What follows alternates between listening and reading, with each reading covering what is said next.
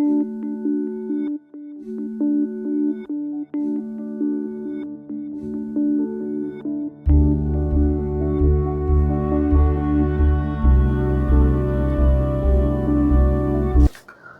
everyone, Dr. Fakir, gynecologist. Does your sexual life affects your chances of getting ectopic pregnancy? Yes. Especially आजकल इतने live in relationship है, changing of partners, मैं कुछ ज़्यादा इसमें बोल नहीं सकूंगी, लेकिन young generations, those who are not married, शादी नहीं हुई है, वो हमेशा हमारे पास आ जाएंगे कि मैम आप दवा लिख दो। कॉन्डोम यूज किया था? नहीं।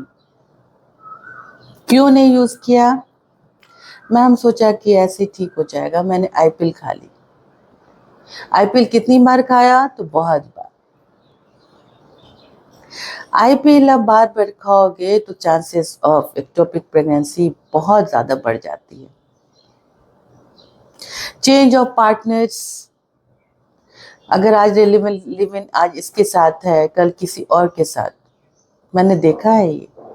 या तो फिर आपको वजाइनल इन्फेक्शंस हो रहे हैं, या तो हस्बैंड को भी शायद प्राइवेट पार्ट से डिस्चार्ज हो रहे हैं, उनको इन्फेक्शंस हैं, और शायद आपने ध्यान नहीं दिया कि आपको भी सेक्सुअल ट्रांसमिटेड डिजीज हो गई और इसकी वजह से आपको भी एक्टोपिक के चांसेस बढ़ जाते हैं। बहुत सारे लोग वजाइनल कप्स यूज करते हैं, तो वजाइनल कप्स यूज करने में मेक इट श्योर कि वजाना के एरिया में कोई ट्रॉमा नहीं हो। On the same time cup को अच्छे से स्टेरलाइज करके तभी यूज कीजिए। बहुत सारे लोग वजाइनल डोज यूज करते हैं, उससे भी इन्फेक्शन बढ़ सकता है। बेस्ट है आप सैनिटरी पैड यूज कीजिए और उसको जल्दी जल्दी से चेंज करते रहिए। नॉर्मल वाटर से प्राइवेट पार्ट को धोना है, बहुत कोई डिटर्जेंट या सोप नहीं यूज करना है। प्रोबायोटिक्स अच्छे से खानी है, प्रोबायोटिक्स की बहुत सारी टैबलेट्स हैं मार्केट में, उसके अलावा नॉर्मल नेचुरल फूड में भी हैं। टॉयलेट्स जो कि बाहर में है और गंदे हैं, उसको मत यूज कीजिए। सेक्स के बाद प्राइवेट पार्ट को जरूर धोइए और उस एरिया को ड्राई करके रखिए।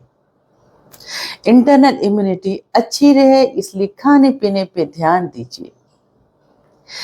हेल्थ अगर लीस्ट इम्पॉर्टेंट एंटिटी आपके लिए होगी तो आपको इन्फेक्शंस और बहुत सारी बीमारियां जल्दी हो जाएंगी। आपको स्ट्रांग बनना है, ना कि आपकी बैक्टीरियाज को। अगर बैक्टीरियाज आपसे ज्यादा स्ट्रांग होंगे तो मेडिसिन भी नहीं काम करेगा। मेडिसिन एक हद तक काम करते हैं, लेकिन उसके बाद वो कमजोर हो जाते हैं, जिसको हम लोग एंटीबायोटिक रेजिस्टेंस बोलते हैं। हमारे पास चॉइस ऑफ एंटीबायोटिक्स जो कि पेल्विक इन्फ्लामेटरी डिजीज के लिए काफी कम है और लिमिटेड है।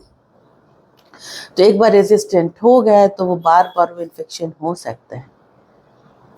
First treatment should be the best treatment, और उसको फॉलो अप आपको हर महीने आकर के कराना ही होगा। तो ये रही बात how to prevent ectopic pregnancy. आपको खुद के लिए अवेयर होना पड़ेगा कि आपकी जो डिस्चार्जेस हो रही हैं वो कैसी हो रही हैं।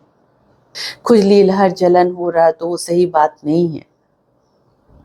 पीरियड में अगर ब्लीडिंग ज्यादा हो रही है, यानी कि बच्चेदानी की गद्दी का इन्फेक्शन हो गया है, जिसको एंडोमेट्राइटिस बोलते हैं, उसकी वजह से आपको ज्यादा ब्लीडिंग हो रही है, तो हो सकता है ट्यूब भी अफेक्टेड हो रहा हो।